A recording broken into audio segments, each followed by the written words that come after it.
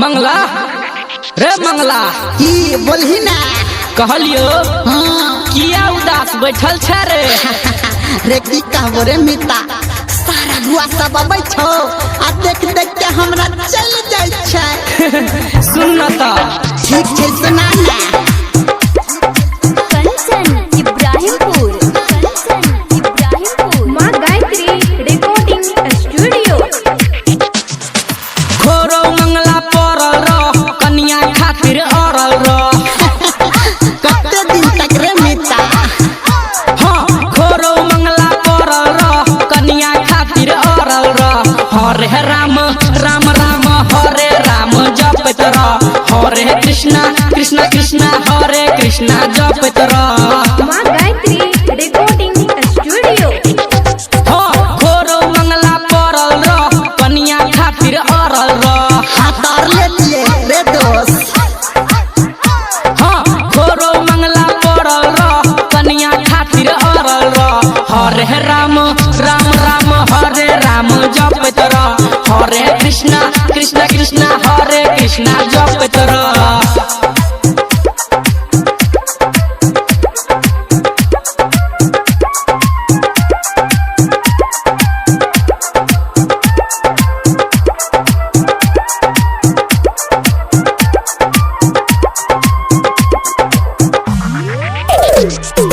कंचन इब्राहिमपुर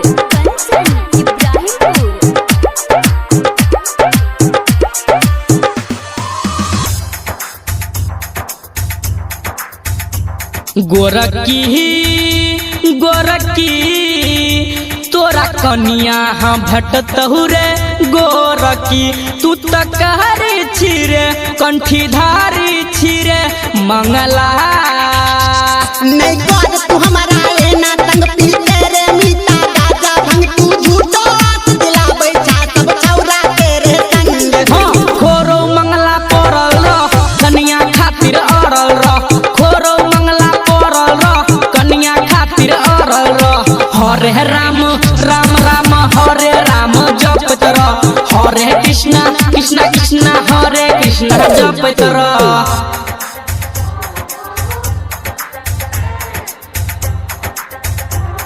अभी आप सुन रहे हैं सावरिया म्यूजिक।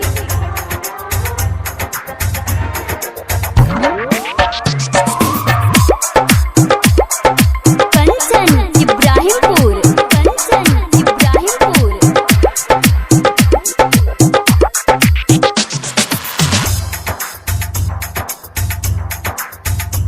नखरा